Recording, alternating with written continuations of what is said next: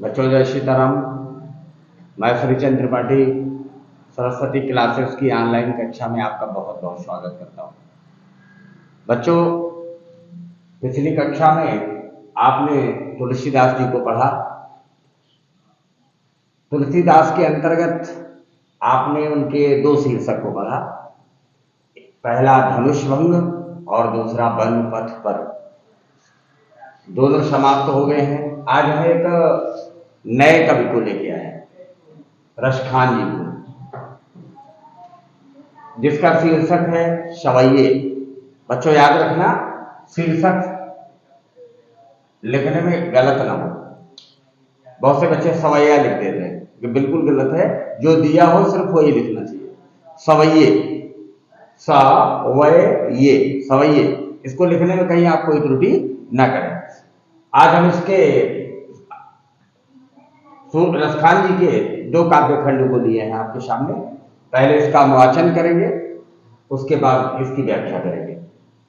बच्चों, आप अगर इस पे कम दिख रहा हो तो आप अपनी पुस्तक अपने सामने रख लें, फिर आपको एक एक शब्द का अर्थ बताया जाएगा और आपको बढ़िया समझ में आएगा। आइए वाचन शुरू करते हैं।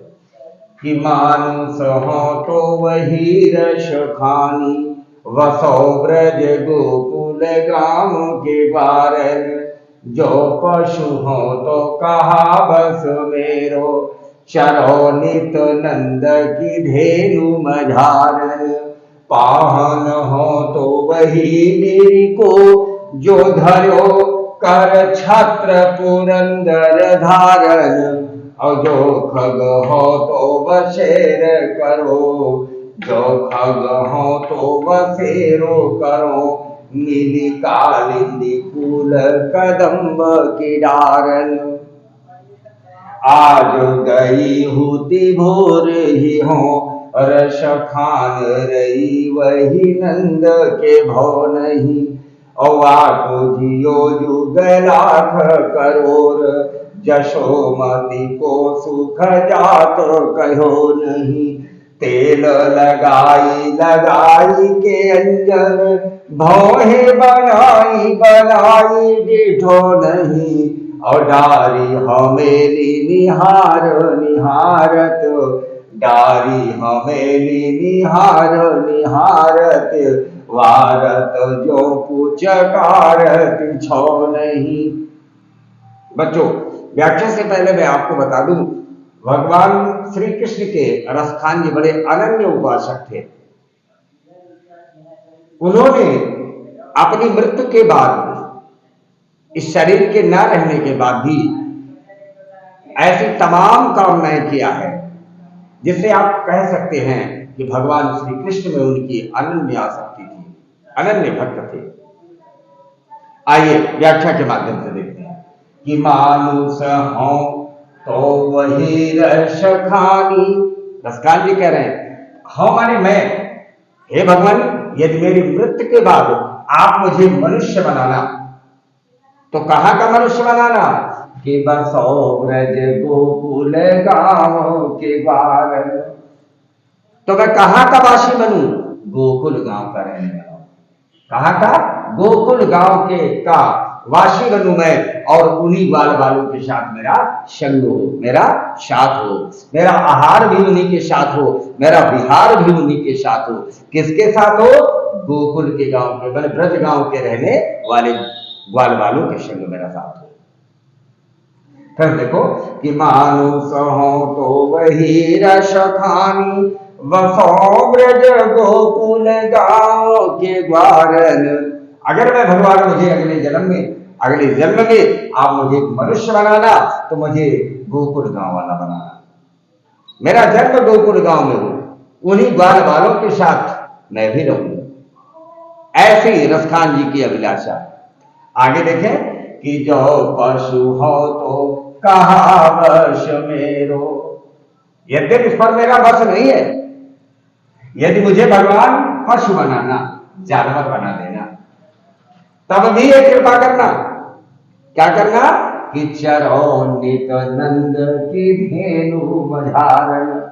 मझारन मैंने बीच में, तो मुझे नंद बाबा के गायों के बीच में चरने का सौभाग्य प्राप्त हो, मुझे वो जानवर बना देना। धन्य है रसखान जी कि जो पशु हो तो कहा बश मेरो। हे भगवान, यद्यपि इसमें मेरा बस नहीं है, फिर भी मैं आपसे अभिलाषी हूं कि यदि मुझे जानवर बनाना, पशु बनाना, तो मुझे ऐसा जानवर बनाना कि मेरा चलना किसके साथ हो? नंद बाबा की गायों के बीच में हो, नंद बाबा की गायों के साथ हो। यानी कृष्ण यहां भी जाएंगे, गाय चराने कौन जाएगा? कृष्ण आएंगे। और गोकुल ब्रज उन्हीं का गांव है, वहां मिलेंगे ही। तो दो जगह तो प्रूव किया। तीसरी जगह देखिए कि पाहन हो तो वही गिर को। ऐ भगवान, यदि मुझे पत्थर बनाना, वाहन माने पत्थर बना देना, तो कौन सा बनाना? ऐसा पत्थर बनाना प्रभु जो धरो कर छत्र पुरंदर धारण। ऐसा पत्थर बनाना मालिक।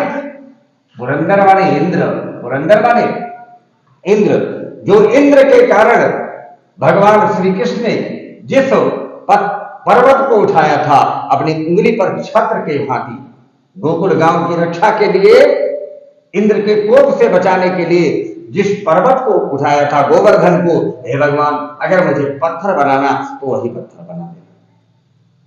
फिर देखो कि पाहन हो तो वही गिर को। ऐ प्रभु, वही गिरी बनाना, वही पत्थर बनाना जो भगवान श्री कृष्ण ने इंद्र के कारण ब्रज गांव की रक्षा के लिए अपनी उंगली पे धारण कर लिया था, वही पत्थर बना देना प्रभु। आगे देखें कि जो खग हो तो वसेर करो। ए मेरे सरकार, यदि मुझे पक्षी बना देना, चिड़िया बनाना कोई, तो कौन सी चिड़िया बनाना? कहां वाली चिड़िया बनाना? कि जो खग हो तो वसेर करो। मेरा बसेरा कहां हो प्रभु? मेरा बसेरा कहां हो? आगे दिया, मिली कालिंदी कूल कदम्ब की डारन। यमुना नदी के किनारे, कालिंदी नदी के किनारे, कूल माने किनारा, कदम्ब की डाल पर, कदम्ब के वृक्ष की डाल पर, हे भगवान, मेरा बसेरा हो। क्यों चाहते हैं कदम्ब, क्यों चाहते हैं यमुना नदी का किनारा? क्योंकि भगवान श्री कृष्ण उसी के नीचे रासलीला भी रचाते थे और वंशी बजाने के लिए भी वहां आते थे। यानी कृष्ण का सानिध्य वहां भी प्राप्त होगा। रसखान जी को कृष्ण की छाया वहां भी मिलेगी। चारों पंक्तियों में देखें, मानुष हो तो वही रस खानी। मनुष्य बनाना प्रभु तो ब्रज गांव वाला बना देना, उन्हीं ग्वाल बालों के साथ मेरा रहना हो। बसो ब्रज गोकुल गांव के ग्वारन, और जो पशु हो तो कहा वश मेरो। यदि भगवान मुझे पशु बनाना जिस पर मेरा कोई वश नहीं है, तो मेरा रहना, उठना, बैठना और घासों का चरना नंद बाबा के गायों के साथ। अपाहन हो तो वही गिर को। भगवान, यदि मुझे पत्थर बनाना तो कौन सा बना देना? जो धरो कर छत्र पुरंदर धारण। तो इंद्र के कारण जिस पर्वत को भगवान श्री कृष्ण ने उंगली पे उठा लिया था छत्र की भांति रक्षा करने के लिए, मुझे वही पत्थर बना देना। और जो खग हो तो वसेर करो। यदि भगवान मुझे पक्षी बनाना तो मेरा बसेरा कहां हो? मेरी कालिंदी कुल कदम्ब की डारन। तो कालिंदी यमुना नदी के किनारे जो कदम्ब का वृक्ष है, उस पर मेरा बसेरा हो। प्रभु, मुझ पर इतनी कृपा करना, अपने ही सानिध्य में मुझे रखना, यदि मेरा पुनर्जन्म होता है तो। ये तो रसकाल जी की कामना है। अगला काव्यखंड है, ये वात्सल्य में है। एक सखी दूसरी सखी से कह रही है, और वो नंद बाबा के घर गई तो यशोदा मैया भगवान कृष्ण को दुलार रही है, पुचकार रही है, तेल उबटन कर रही है। उसी का वर्णन इसमें है कि आज गई होती भोर ही हो।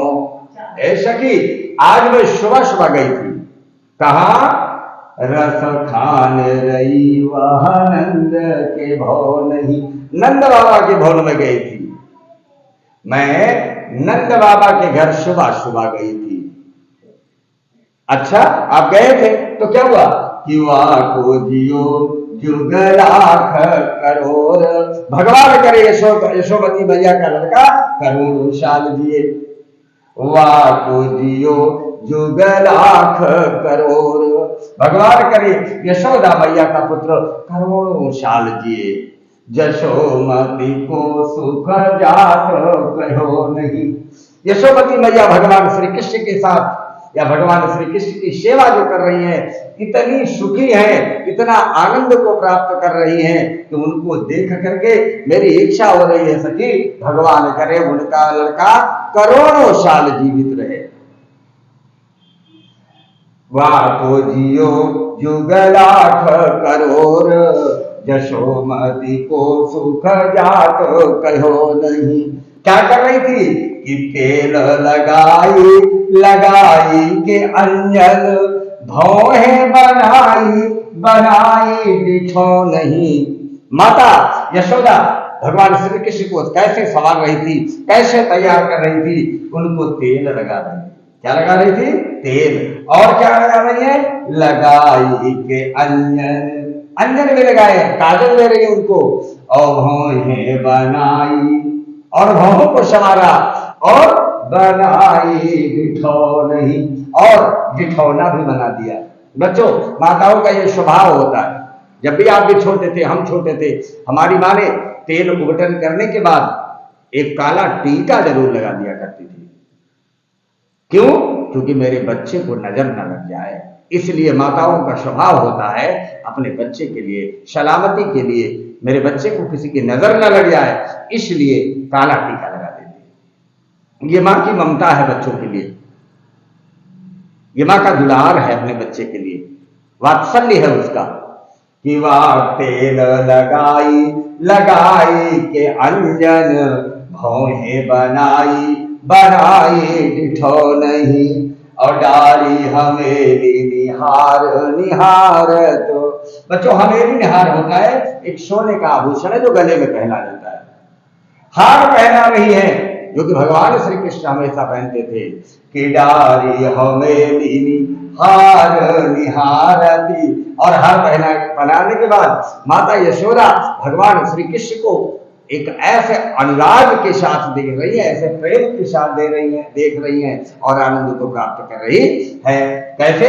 और वारत जो उजकारती छो नहीं, और अपने आप को, अपने आनंद को बलिहारी जा रही भगवान श्री कृष्ण की शोभा को देख करके, यानी असीम आनंद की प्राप्ति कर रही हैं और कुछ कार रहे हैं। किसे? छो नहीं, अपने बच्चे को। छौना माने बच्चा।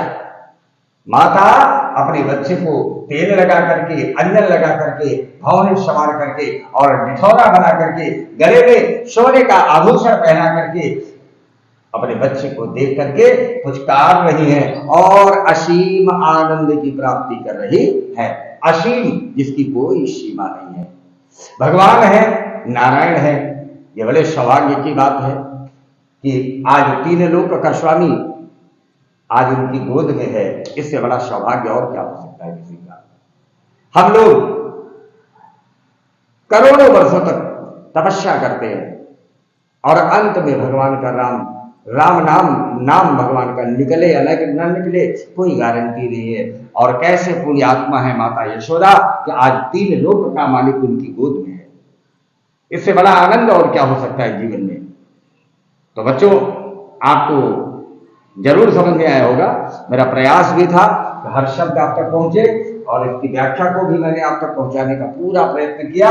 फिर भी यदि कहीं आपको ऐसी क्लिष्टता नजर आ रही है, श्रेष्ठता नजर आ रही है, तो बिल्कुल आप बताइएगा कमेंट के माध्यम से। और यदि आपको सब कुछ अच्छा लगे तो इस सरस्वती क्लासेस चैनल को सब्सक्राइब करिएगा, लाइक करिएगा और मित्रों से शेयर करना न भूलिएगा।